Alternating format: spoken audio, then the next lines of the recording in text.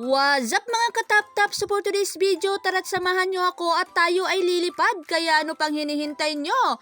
Tara! Pero bago nga ang lahat mga katap-tap ay nandito nga pala ako sa bus terminal at nag-aantay ako dito ng aking makakasama sa aking paglipad.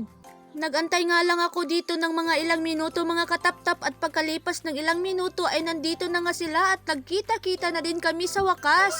Kung dati ay nagkikita lang kami sa screen, ngayon ay nagkita na talaga kami sa personal mga katap-tap.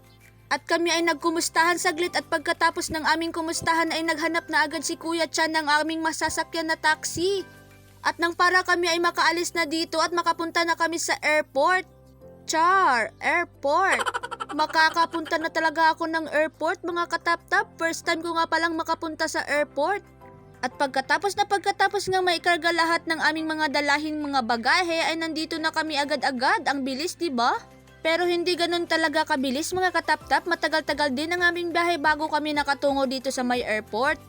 Pagkarating nga namin dito ay agad-agad naming binaba ang aming mga dala para nang kami ay makapasok na sa loob.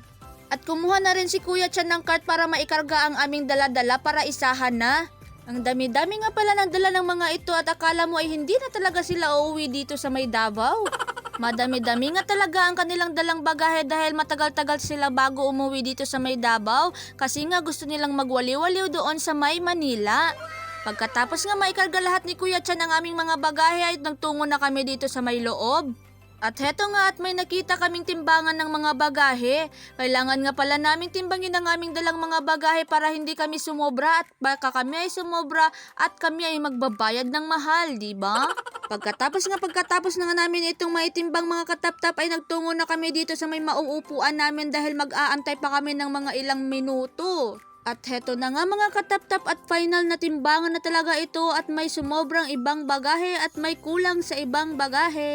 At hayan at nakuha na namin ang aming ticket papunta sa loob at inayos na nila kuya ang kanilang mga bagahe dahil may sumobra at kumulang kaya nag-ayos muna sila. At pagkatapos nga naming maiayos ang aming mga gamit mga katap-tap ay pumunta na kami sa itaas at sumakay kami ng escalator papunta doon. Doon na kasi kami mag-aantay ng aming sasakyan na eroplano sa may itaas mga katap-tap. Pero mag-aantay nga pala kami ng ilang minuto doon mga katap-tap o oras ba kasi nga na-delay yung flight namin. Naglakad-lakad nga lang muna kami dito mga katap-tap at may marami kang makikitang mga binebenta dito at kung gusto mong bumili ay bumili ka at kung may pera ka ay may pera ka talaga. Ito nga pala ang mga binebenta nila dito mga katap-tap, napakarami nilang benta dito. Pero kami ay patuloy pa rin sa paglalakad kasi nga wala kaming pera. Naghahanap nga pala kami ng aming pupwedeng pupwestuhan kasi nga matagal pa bago kami makalipad mga katap-tap. At maya-maya mga katap-tap ay may nakita na kaming magandang pwesto kaya ay tinungo na namin kaagad ito.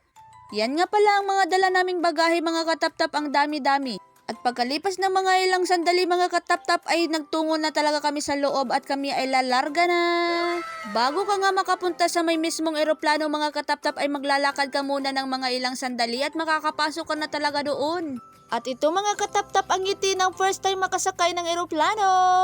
Konting-konti na lang talaga mga katap-tap at makakapasok na talaga ako sa eroplano. Malapit na talaga. At heto nga mga katap-tap at si kuya ang nakabantay sa may pintuan ng eroplano. Siya nga pala ang taga-welcome sa lahat ng pumapasok dito sa loob. At hinanap ko na muna ang uupuan ko mga katap-tap dahil nga may mga number yun. At pagkatapos nga maupo na ang lahat ng mga pasahero dito sa eroplano mga katap-tap ay agad-agad naman nag-demo si ate kung ano ang gagawin. Kung dati-rati ay nakikita ko lang ito sa mga vlogger mga katap-tap pero ngayon kitang-kita ko na talaga at harap-harapan na. Pagkatapos nga mag-demo ni ate ay agad-agad naman lumipad na ang eroplano. Kabang-kaba talaga dito ako mga katap-tap. At heto nga at may palibre pa silang kape sa umaga. At syempre, sino ba naman ako para tumanggi kaya iinumin natin itong kape na binigay nila. At pakunwari pa talagang nagbabasa pero hindi naman talaga mga katap-tap, for the video lang talaga ito. At yan nga pala ang makikita mo mga katap-tap pag nasa itaas ka na. Napakagandang tingnan mga katap-tap. Palapag na nga pala kami nito mga katap-tap kaya nag-skincare na si kuya. At kami nga ay nakalapag na talaga at kami nga ay nandito na sa Manila kaya hello Manila! At inayos na nga muna nila ate ang kanilang mga daladalang gamit kasi parang nagkalisod-lisod na talaga sila ba. Pababa na nga kami pala nito mga kataptap dahil mag-aantay pa kami ng kanilang mga bagahe. At bago ko nga pala makalimutan, maraming salamat nga pala kay Ate Maris dahil siya ang taga-video ko. Maraming salamat. Pati na rin po pala sa mga tao na nagpa-experience sa akin ng ganitong bagay. Maraming salamat po sa inyo. Sana'y maraming pagkakataon na magkita-kita tayo sa personal. At syempre mga kataptap, huwag kalimutan mag-follow, like, subscribe, and share para mas marami pa tayong videong magagawa. At heto na nga mga kataptap at nakita na din namin ng isa sa aming makakasama, siya nga pala si Ate Kim. Nahihiya pa nga siya mga kataptap sa unang pagkikita namin. At ang pangalawa nga pala naming nakita mga kataptap ay si Kuya Xiao. Pinuntahan nga pala namin siya dito sa may Terminal 3 kasi nga dito ang baba niya. Pagkakita nga namin sa isa't isa mga kataptap ay agad-agad nagyakapan.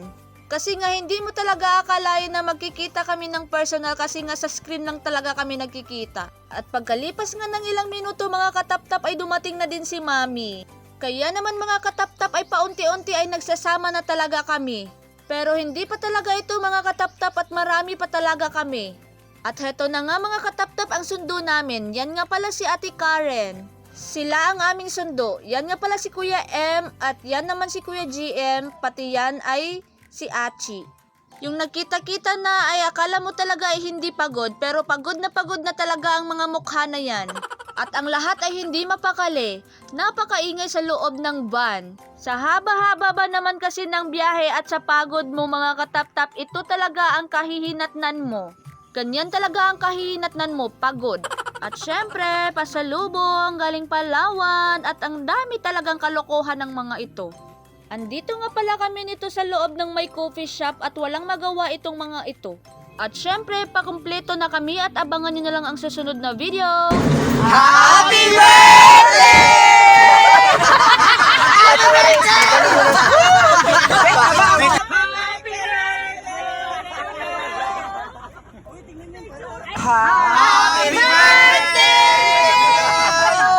Happy birthday! Kuya Binoy yung bukol!